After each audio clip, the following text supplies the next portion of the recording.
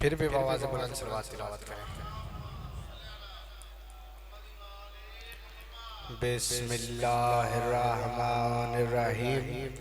अल्हम्दुलिल्लाहिल्लज़ी जअलना मिनल मुतवस्सिकीन बिविलायति अमीरुल मुमिनीन। अल्लाहुम्मा इय्याका नअबुदु व इय्याका नस्तईन। अस्सलातु वस्सलाम बित्तहिय्यति वल इकराम अला अशरफिल अंबिया वल मुरसलीन व औलादिही तय्यबीन अत्ताहिरीन अल मासूमीन। सुम्मा अस्सलातु वस्सलामु अला अल सदीक़तिल मुबारका अल राज़ियतिल मर्ज़िया आलिमते गैर मुअल्लिमा उम्मुल किताब उम्मुल कुरआन उम्मुल अनवार उम्मुल मासूमीन उम्मुल हुदा उम्मुल हसन उम्मुल हुसैन उम्मुल मोहसिन उम्मुल अब्बास व उम्मे अबीहा अस्सय्यदा फातिमा ज़हरा सल्लल्लाहु अलैहा सलावत। वलानल्लाहु तआला अला अदाइहिम अजमाइन व मुनकर फ़ज़ाइलिहिम व विलायतिहिम व इस्मतिहिम। अम्मा बअद फ़क़द क़ाला हक़ सुब्हानहु तआला फ़ी किताबिहिल मजीद व फ़ुरक़ानिल हमीद। बिस्मिल्लाहिर्रहमानिर्रहीम। ला यमलिकुन अश-शफ़ा इल्ला मन इत्तख़ज़ा इंदर्रहमानि अहदा। बुलंदतर सलावत। जितनी आपको मोहम्मद वाले मोहम्मद ने ताकत अता की है, एक मर्तबा उतनी बुलंद सलवात तिलावत करें।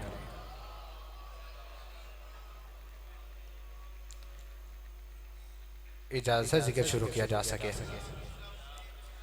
सलामत रहे मौजान। तो मैंने इस मजलिस के लिए सूरह मरियम से एक आयत मुबारक को तिलावत किया है, जिसमें खुदा फरमा रहा है ला यमलिकुन अश-शफ़ा इल्ला मन इत्तख़ज़ा इंदर्रहमानि अहदा। खुदा कह रहा है ला यमलिकुन अश-शफ़ा, कोई मालिक नहीं शफ़ाअत का। पहले खुदा नफी कर रहा है ला यमलिकुन अश-शफ़ा, कोई मालिक नहीं शफ़ाअत का। इल्ला मन इत्तख़ज़ा इंदर्रहमानि अहदा, मगर वो हैं जिन्होंने अल्लाह से वादा लिया हुआ है। अल्लाह कह रहा है कोई मालिक नहीं शफ़ाअत का, लेकिन वो है जिन्होंने अल्लाह से वादा लिया हुआ है, जिनसे अल्लाह ने मुआहदा लिया हुआ है। इसका मतलब है कि पहले मुआहदा हुआ और फिर अल्लाह ने शफ़ाअत का इख्तियार उन हस्तियों को दिया। पूरी तवज्जो मेरी तरफ रखना। आलम अरवाहीन थी, रूहों की दुनिया थी, अभी ज़मीन खल्क नहीं हुई थी। या अर्श पे खुदा ने एक तख्त रखा हुआ था, उसके ऊपर एक ताज था जिसका नाम ताज शफ़ाअत था। उसके साथ एक फहरिस्त रखी हुई थी। अल्लाह की आवाज़ आई 1.25 लाख अंबिया में से तुम में से कौन है जो ताज शफ़ाअत अपने सर पे रखे, मगर उसकी एक शर्त है। तवज्जो आपकी पूरी मेरे तरफ रखे। खुदा ने फरमाया कि उसकी एक शर्त है कि जो भी इस ताज को अपने सर पे पहने वो पहले इस फहरिस्त को पढ़े। अगर इन शर्तों पे पूरा उतरे तो ताज शफ़ाअत अपने सर पे रखे। जनाब आदम उस तख्त के करीब गए, फहरिस्त पढ़ी, शरायत सख्त थी, वापस पलट आए। जनाब इब्राहीम गए, देखा शरायत सख्त थी, वापस पलट आए। जनाब मूसा गए, देखा शरायत सख्त थी, वो भी वापस पलट आए। इधर जनाब आदम से लेकर जनाब ईसा तक सारे नबी आपस में महवे गुफ्तगू थे कि आखिर ये ताज शफ़ाअत अपने सर पे कौन सजाएगा। या अर्श में से, अर्श के कोने से बतूल का लाल इमाम हुसैन अलैहिस्सलाम आगे बढ़े, उन्होंने ताज शफ़ाअत उठाया और रसूल खुदा के सर पे रख दिया। नाना की आवाज़ आई नवासे से, रसूल खुदा ने फरमाया बेटा हुसैन ये क्या किया। मौला हुसैन की आवाज़ आई नाना 1.25 लाख अंबिया में ये ताज जजदा भी आप पे है, आप ताज शफ़ाअत सर पे रखे, शर्त जाने और आपका हुसैन जाने।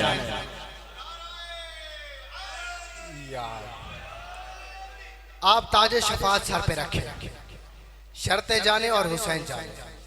इसका मतलब है कि शफ़ाअत का इख्तियार लिया अल्लाह से इमाम हुसैन अलैहिस्सलाम ने। और मौला का ये फरमान है कि जो बंदा 3 चीज़ों का मुनकिर है वो हमारा शिया नहीं है। पहली चीज अल महराज। मौला ने फरमाया जो महराज का मुनकर है वो हमारा शिया नहीं है। दूसरी बात, जो कब्र के सवालात और जवाबात का मुनकर है वो भी हमारा शिया नहीं है। और तीसरी शय क्या है, मौला ने फरमाया जो बंदा हमारी शफात का इनकारी है वो भी हमारा शिया नहीं है। अब मैंने बड़ा सोचा कि महराज को ना मानने वाला इनका शिया क्यों नहीं है, तो मुझे तो बस एक ही बात पता चली। अगर आपकी तवज्जो हो तो मैं वो बात आपको सुना दूं। महराज का जो मुनकर है वो मोहम्मद वाले मोहम्मद का शिया नहीं है। आखिर इसकी वजह क्या है? जब रसूल खुदा महराज से वापस आए तो सहाबा ने कहा या रसूल अल्लाह वहां अर्श पे क्या हुआ? रसूल ने फरमाया 18,000 राजों पर बात हुई। उन्होंने कहा या रसूल अल्लाह कोई एक राज बतलाएंगे? तो रसूल खुदा ने फरमाया अभी वक्त नहीं है, अभी वक्त नहीं है। ये इस बात की दलील है कि कभी वक्त आएगा।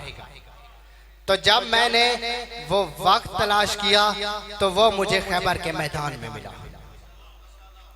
जब खैबर के मैदान में 39 दिन जंग का नतीजा ना निकला। मामू जान एक जुमला है जो यहां आ गया है, आप बताएं कि निगलूं के उगलूं, साथ देंगे सब मेरा? मैंने कहा कि 39 दिन जब जंग का नतीजा ना निकला तो इस्लाम का 40वां होने से पहले नबी ने अली को बुला लिया।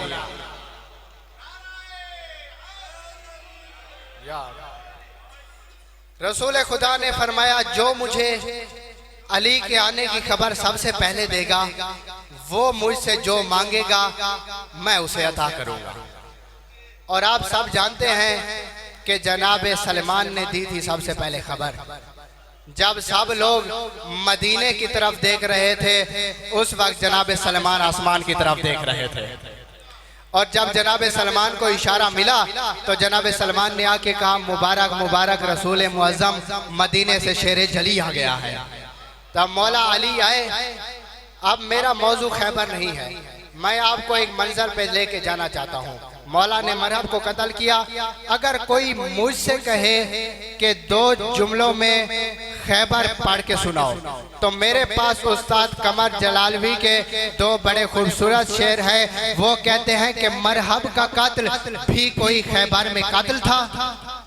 तवज्जो रखिएगा, पहला मिसरा सवालिया, पहला मिसरा सवाल और दूसरा मिसरा जवाब।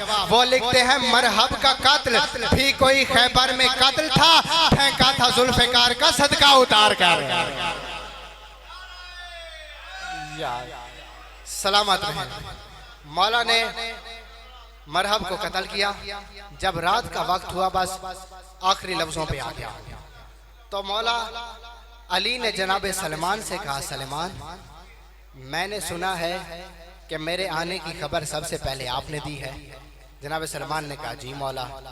मौला अली ने फरमाया सलमान मैंने ये भी सुना है कि रसूल खुदा ने फरमाया जो मुझे अली की आमद की खबर सबसे पहले देगा वो मुझसे जो मांगेगा मैं उसे दूंगा। जनाब सलमान ने कहा जी मौला। मौला ने फरमाया सलमान तो फिर क्या मांगने का इरादा है? जनाब सलमान ने कहा मौला अभी ये सोच रहा हूँ। तो मौला अली ने मुस्कुरा के फरमाया अगर मैं कुछ कहूँ तो मांगेगा? जनाब सलमान ने कहा मौला हुक्म करें। तो उस वक्त मौला अली ने फरमाया कल जब रिसालत की कुर्सी लगे तो तू रसूल खुदा से अर्ज करना या रसूल अल्लाह 18,000 राज में से 17,999 राज अपने पास रखें और एक राज हमें बतला दें। अगला दिन आया। जनाब सलमान ने कहा या रसूल अल्लाह आपने कहा था कि जो मुझे अली की आमद की खबर सबसे पहले देगा वो मुझसे जो मांगेगा मैं उसे अता करूंगा। रसूल खुदा ने फरमाया हाँ सलमान मांगो क्या मांगना चाहते हो? जनाब सलमान ने फरमाया या रसूल अल्लाह 18,000 राजों में से एक राज हमें बतला दे। तो जनाब रसूल खुदा ने फरमाया सलमान थोड़ी दूर चलता जा, एक गार आएगी, उस गार पे एक पत्थर होगा, उस पत्थर को मेरी रिसालत का वास्ता देना, गार के अंदर दाखिल हो जाना, गार के अंदर तुझे जो भी नजर आए वो 18,000 राज में से एक राज होगा। तवज्जो आपकी चाहता हूँ, जो बंदा अभी तक नहीं बोल सका, और 14 के जिक्र में बोलना इबादत है। और मासूम फरमाते हैं कि हमारे चाहने वाला, हमारा मानने वाला हमसे एक मुआहिदा कर ले। तो सामने साहिल बैठा हुआ था, उस शख्स ने कहा मौला कैसा मुआहिदा? मौला ने फरमाया दुनिया में अपनी जिंदगी में हमारे जिक्र में तुम बोलो, तुम्हारी कब्र में आके हम बोलेंगे। सलमान उस गार के अंदर दाखिल हो जाना, उस गार के अंदर जो भी होगा वो 18,000 राजों में से एक राज होगा। जनाब सलमान चलते गए, सामने गार आई, जनाब सलमान ने कहा मैंने उसे रसूल खुदा की रिसालत का वास्ता दिया तो पत्थर हट गया, मैं गार के अंदर दाखिल हो गया। जनाब सलमान कहते हैं कि मैंने गार में जाके क्या देखा? मैंने गार में देखा कि गार के अंदर एक शहर आबाद था, जिस शहर में 70 मोहल्ले थे, 70 मोहल्लों में 70 मसाजिद थे, और 70 मसाजिद में 70 मिंबर थे, और हर मिंबर पे मौला अली बैठे हुए थे, हर मिंबर पे मौला अली बैठे हुए थे। जनाब सलमान ने कहा मैं अभी ये सोच ही रहा था जब मेरी पुश्त पे एक हाथ आया।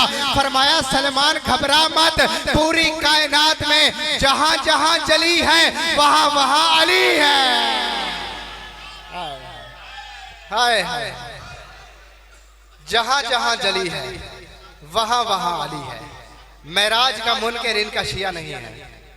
और दूसरी बात, कब्र के सवालात और जवाबात का मुनकर भी इनका शिया नहीं है। इस बात में अगर मैं पढ़ूं तो थोड़ी लंबी हो जाएगी, मैं आपको मंजिल पे लेके जाना चाहता हूं। आखिरी बात, मौला ने फरमाया जो हमारी शफात का मुनकर है वो भी हमारा शिया नहीं है। वैसे तो कोशिश करें कि हमसे कोई ऐसा गुनाह सरजद ना हो कि मोहम्मद व आले मोहम्मद के सामने खड़े होते हुए हमें शर्मिंदगी महसूस करनी पड़े। अगर कोई गुनाह सरजद हो भी जाए तो इनकी विलायत पे यकीन रखना, ये शफात करवा देते हैं। जितने ज़ायरीन बैठे हुए हो आप जानते हैं, और वैसे लाखों नहीं करोड़ों लोग जा चुके हैं अरबाइन पे। मौला हम सबको भी जल्द अपनी ज़ियारत का शरफ अता फरमाए। आपने देखा होगा कि करबलाए मोहल्ला में या नजफ में जो भी शख्स मर जाए तो उसके जनाजे को पहले हरम का तवाफ करवाते हैं, फिर जाके दफन कर देते हैं। ये जो मैं आपको बात सुनाने लगा हूं ये तकरीबन 100 साल पहले की है। नजफ अशरफ में एक जनाजा आया, तो जब मौला अली अलैहिस्सलाम के हरम में वो दाखिल होने लगे तो जरी का खादिम दौड़ के आया। उसने कहा मौला अली अलैहिस्सलाम फरमा रहे हैं ये शख्स गुनाहगार है, इसकी शफात नहीं हो सकती, इसे मेरे जरी का तवाफ मत करने दो। तो जब ये बात सुनी तो वो जनाजा लेके पीछे वापस मुड़ गए। तो रास्ते में जाके शुरका ने वो रसा से पूछा कि अब क्या करें। तो उनके उस जनाजे के जो वारिस थे उन्होंने कहा जो शाफी रोज़े महशर था उसने तो शफात से इनकार कर दिया है, अब इसे जला दो या गिरा दो, समुंदर बुर्द कर दो या दरिया बुर्द कर दो, अब कोई फर्क नहीं पड़ता। अभी ये बात सोच ही रहे थे या वही जरी का खादिम दौड़ के आया। उसने कहा मौला अली फरमा रहे हैं इसे मेरी जरी का तवाफ करवाओ, इसकी शफात का मैं ज़ामिन हूं। वो खुशी से मौला के हरम में पहुंचे, जरी का तवाफ करवाया।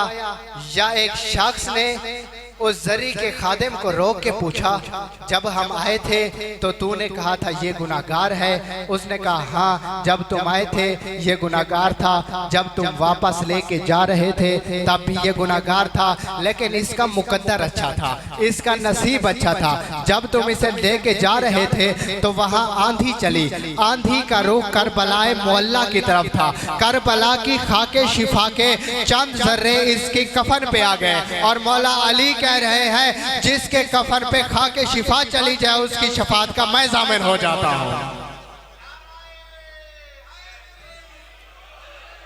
अल्लाहु अकबर। के जिनके कफन पे खाके शिफा चली जाए उनकी शफात के मौला अली जामिन हो जाते हैं। और अज़ादारों, ये आम खाक नहीं है, इसमें अली अकबर का खून है, अली असगर का खून है। आज रोज़े अरबाइन है, आज मौला हुसैन का चेलम है। सिर्फ मौला हुसैन का चेलम नहीं, आज अली अकबर का भी चेलम है, आज अब्बास का भी चेलम है। मुझे वो घर बताओ कि जिसमें एक दिन में 72 लाशें आए हों। ये चेहलम अरबाइन पे अब लाखों नहीं करोड़ों ज़ायरीन जा चुके हैं। ये चेहलम हसरत है अली की बेटियों की, और ये तो मुकद्दर है कि गरीब से गरीब का भी चेहलम 40 दिन के बाद हो जाता है, लेकिन मौला हुसैन का चेहलम हुसैन की बहनों ने 1 साल के बाद आके किया है। 2 जुमले पढ़ने हैं। मैंने उस शहजादी की मुसीबत के कि जिसे करबला से लेकर शाम के जिंदान तक शिमर तमाचे मारता रहा है। मामू जान, 2 बेटियां मैंने ऐसी पढ़ी हैं कि जो बाबा के जाने के बाद चुप नहीं हुई।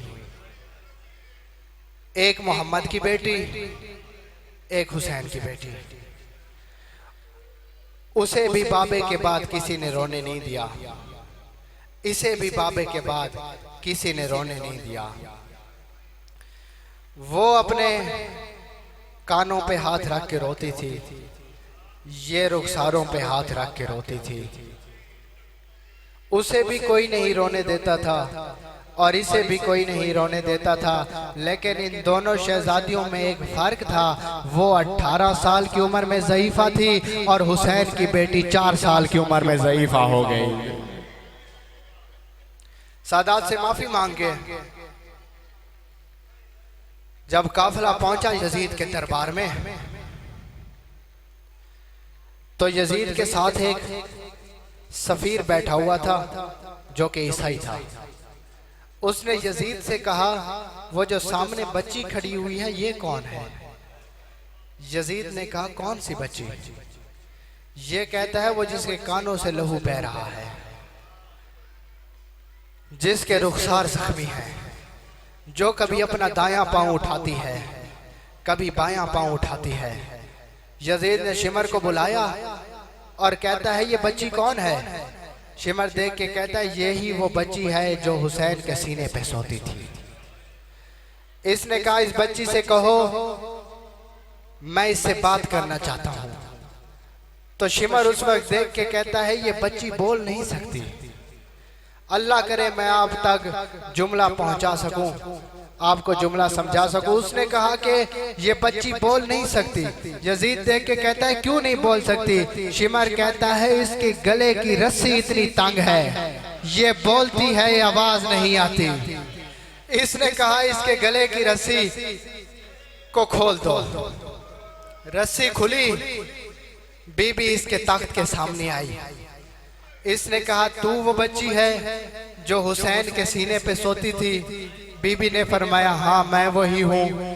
यजीद देख के कहता है, यजीद कहता है, तो फिर अब कहाँ सोती हो? बीबी ने फरमाया, कब सोती हूँ? जब से बाबा गया है मुझे नींद नहीं आती। मैं कभी रेतों के सिराने बनाती हूँ, कभी ईंटों पे सोती हूँ। इसने कहा बच्ची तुझसे तेरा बाबा बड़ा प्यार करता था। बीबी ने फरमाया हाँ मेरा बाबा मुझसे बड़ा प्यार करता था। इसने कहा मुझे कोई बात बता। बीबी ने रो के फरमाया मेरा बाबा मुझे जानू पे बिठा के खजूरें खिलाता था, मुझे जानू पे बिठा के खजूरें खिलाता था। यजीद देख के कहता है अच्छा बच्ची अगर दरबार में तुझे खजूरें मिले तो खा लोगी। बीबी ने खुद फैसला नहीं किया। बीबी ने देखा आलिमा गैर मौलमा बीबी ज़ैनब की तरफ। मेरा अकीदा कहता है बीबी ज़ैनब जुबान से नहीं बोली। बीबी ने फरमाया होगा बेटी अगर बाबा का सदका मिलता है तो खा ले। बीबी ने रो के फरमाया हाँ मैं खा लूंगी। इसने कहा बच्ची मेरे तख्त की निचली सीढ़ी पे सामने तख्त पड़ा हुआ है, इसके ऊपर रूमाल है, ये रूमाल हटा अंदर खजूरें होंगी। मुझे नहीं पता अब कौन बंदा मातम का हक अदा करेगा। जिनके घर में छोटी औलाद है वो मातम जरूर करना, जिसे रोना ना आए वो है जरूर कहना। बीबी रोती रोती तख्त के करीब गई। जब बीबी तख्त के करीब गई, जब बीबी ने रूमाल को हटाया तो बीबी को खजूरें नहीं मौला हुसैन का सर नजर आया।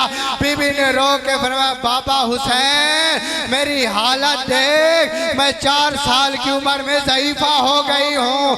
बाबा तेरे कातिल ने मुझे बड़ा मारा है और बाबा तेरे कातिलों ने मुझे घोड़ों के साथ दौड़ाया है और बाबा 4 साल की उम्र में मेरी कमर टूट गई है और बाबा मेरे रुखसार जख्मी हैं।